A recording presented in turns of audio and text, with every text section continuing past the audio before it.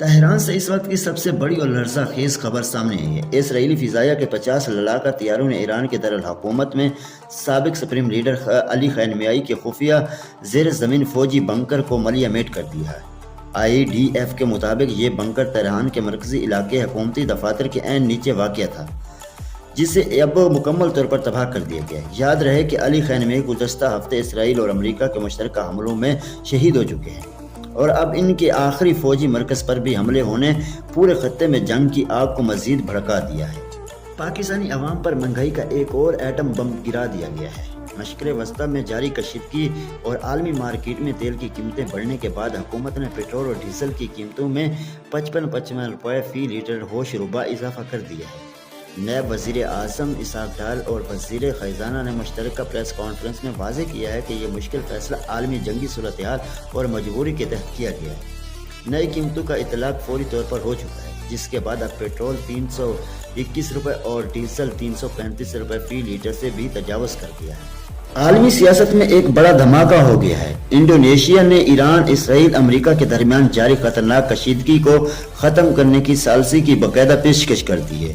انڈونیشی صدر کی اس اہم مہم کو پاکستان، متحدہ عرب امارات کی مکمل حمایت بھی حاصل ہو چکی ہے۔ تاہم صدر نے امریکی صدر ڈونلڈ ٹرمپ کی امن بورڈ کو دو ٹوک وارننگ دیتے ہوئے کہا ہے کہ اگر اس سے فلسطینیوں کو فائدہ نہ پہنچا تو انڈونیشیا فوری طور پر اس اتحاد کو ٹھوکر مار دے گا۔ مسلم دنیا کا یہ جرأت مندانہ موقف اب دنیا میں بھی توجہ کا مرکز بن چکا ہے۔ اقوام متحدہ کی ایک تازہ اور دل دہلانے دینے والی رپورٹ دنیا بھر کو ہلا کر رکھ دیا ہے۔ انسانی حقوق کے ہائی کمشنر کے مطابق حالیہ ہلاکتوں میں 24 معصوم بچے شامل ہیں، جو اس انسانی المیہ کی سنگینی کو واضح کر رہے ہیں۔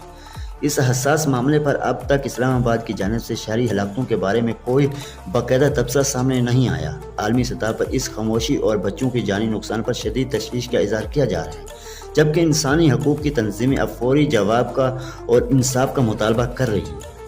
پاک چین دوستی کا وہ بڑا دھماکہ جس کا سب کو انتظار تھا۔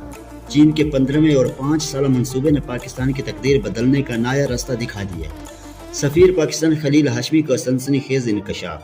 چین کی نئی ٹیکنالوجی AI اب پاکستان کے اڑان پروگرام کو نئے بلندیوں پر لے جائے گی۔ 75 سالہ تاریخی دوستی اب صرف لفظوں تک نہیں بلکہ زراعت اور ڈیجیٹل انقلاب کی صورت میں نظر آئے گی۔ بھارتی سیاست میں ایک اور بڑا دھماکہ۔ راہل گاندھی کا مودی سرکار کے ڈیجیٹل انڈیا کے دعووں پر سنگین سوالیہ نشان۔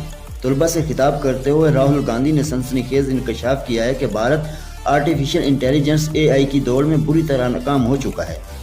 راہل گاندھی کا کہنا ہے کہ AI کی عالمی جنگ میں صرف امریکہ اور چین ہی بڑے کھلاڑی ہیں، جبکہ بھارت اس ٹیکنالوجی کے میدان میں کہیں نظر نہیں آتا۔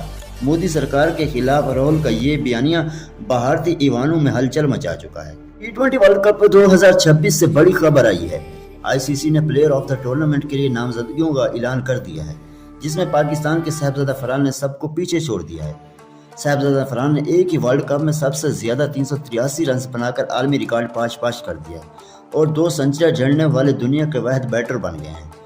بھارت کے سنجو سمسن اور انگلینڈ کے ویل جیکس بھی اس دوڑ میں شامل ہیں، لیکن پاکستانی سٹار کی شاندار اوسط اور سٹرائک ریٹ سے پوری دنیا کو حیران کر دیا ہے۔